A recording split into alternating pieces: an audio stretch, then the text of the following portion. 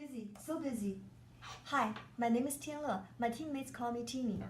So, hi, my name is David Palisol. I'm a part of Group 3, and my team calls me D-Money. Oh, hello.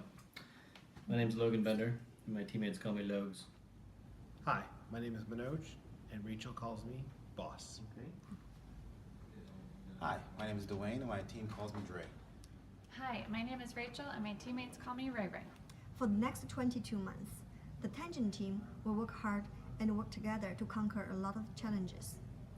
Dr. Brasco has input a lot of energy and time to help us to understand the model of group performance.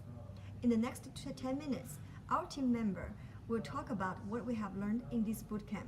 For example, for the team inputs, we will talk about the situation factor, how it can affect the team, the DMFL, the decision making for leaders.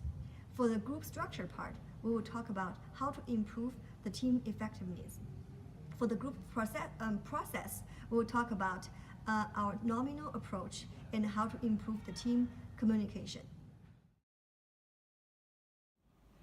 You know, David, throughout our working lives, we encounter numerous problems that requires teams.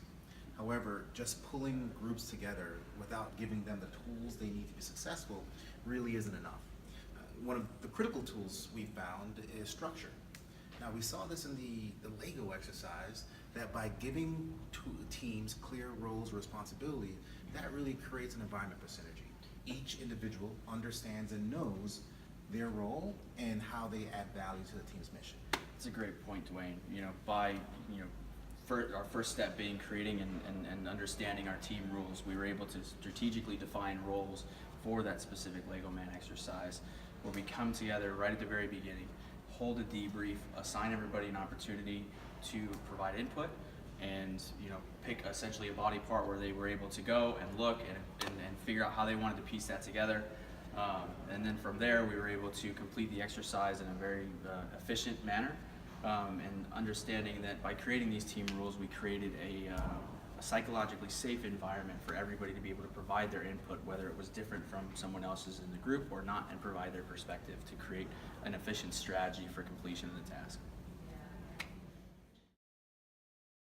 Okay. Manoj, what do you think you have learned about decision making and leadership? T, so glad you asked. As I reflect on these 2 weeks that we've had at Yale SOM in immersion weeks, the thing that I'm going to go home with is the paper we read by Victor Vroom, titled Educating Managers for Decision Making and Leadership. In his paper, Vroom talked about how we are moving from a model of managers today leaning toward a participative model to really using situational factors in their decision-making process.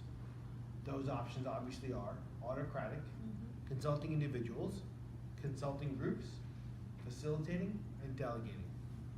Interesting. From this session, I learned it is important to match our decision-making style with the individual situation. From my personal experience, I used to lean more toward that consulting individual style, but now I learned it is important to listen to other people's opinion. In my workplace, there are always junior members in the team, and generally they have less years experience. However, in certain diseases area, they may have a tremendous experience. So it is important to take time to understand what they're saying before making a decision. Yeah, and your example of talking about junior members of your team reminds me of the case we looked at in class with the Coast Guard. The Coast Guard captain was working with junior members of his crew and had to decide about a major decision to save lives.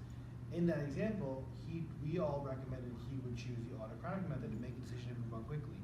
That said, Dwayne brought a great counterexample, which was use a facilitated model that would also be acceptable in a developmental style versus time-based, which, as we look at our daily lives, developmental is just as important as time-based. Totally agree. I think different group members' opinion broaden our perspective. In fact, in that session, our team did a good job. At that time, we were already familiar with about the decision processing, especially how to discuss and make decisions within the team. Sure. So we efficiently express our opinion and make decisions pretty fast. Good job.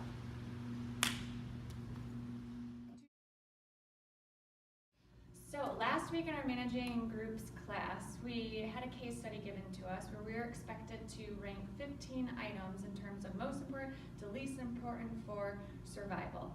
And as a group, we had just recently met each other. We did establish a certain amount of ground rules of how we would work together, but we hadn't yet really had that experience of doing so.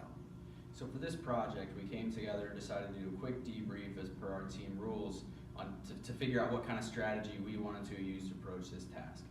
The strategy we determined would be most efficient for us would be the nominal approach. And this approach basically assigned a point total to every single item for every single team member. And we bucketed those into the top 5, the middle 5, and the bottom 5.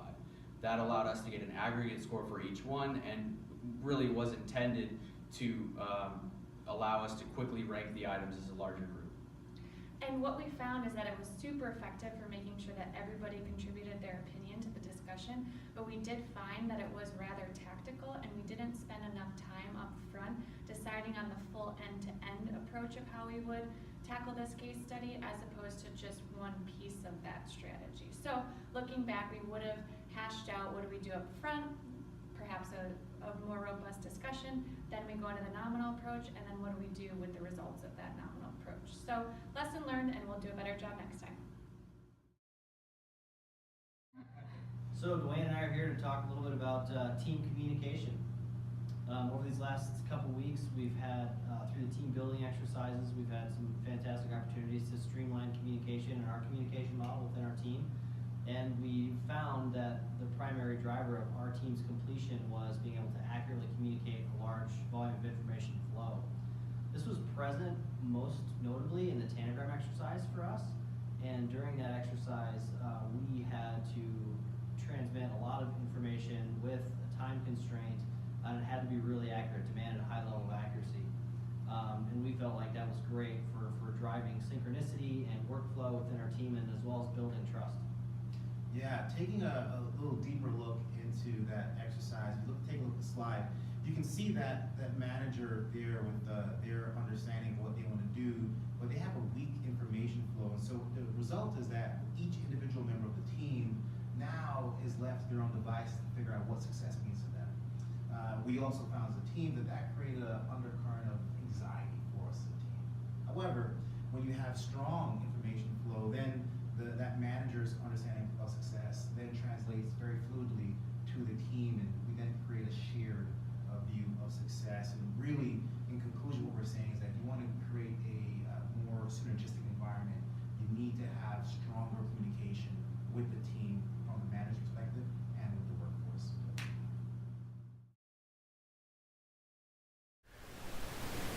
Great, it's been a fun week. I'd like to take some time as a group to kind of look at what our success criteria are as we measure ourselves at the end of next year. Absolutely. My idea for a team goal would be to develop compassion as a skill and as a discipline that we practice in times of we're going to work a lot together in stressful time schedules and juggle our jobs and our families and our kids and everything. So that's my idea. Great. My idea for the team meetings would be make sure that we have specifics added, such as an outline or an agenda, and have them regularly scheduled. So my idea is we're trying to be kind to each other because for the next 22 months, I think everyone is trying to go through a lot of difficulties, a lot of stress. So we will support each other so everyone will successfully go through this period. Speaking of those difficulties, my idea would be to try to figure out a way to include and tie in the feedback loop as much as possible so that we could all be successful and kind of iterate and kind of grow. Great. My idea was to have tighter team cohesion. We had a rough start, we lost a team member, but I think we've all kind of grown pretty close, and I'd like to see that grow over the next 2 years. My idea was inspired by one of the articles we read for class, and there was a phrase that really resonated with me, which was enable the team to experience small wins that are invaluable to building team members' confidence, commitments, and competence. So, Awesome. Dave, do you wouldn't mind grabbing some success criteria? Do you have an idea of how we can measure this? Sure, I think for the add specifics to team meetings, is a potential success rate would be 90% of meeting the 3 objectives that we outlined previously. And then I think for small wins, we can make sure that we have that as a comment on our agenda before we start the meeting, and then afterwards make sure we reflect and ensure that if we did have any surprise wins, that we celebrated them at the time or afterwards. Great. Sounds like we have 90% success criteria and adding to the agenda celebrate small wins. Does that work for everybody? By show of hands, quick thumbs up. Awesome. Great. Thanks. We have a good measurement criteria, and we're going to have a great 2 years ahead of us.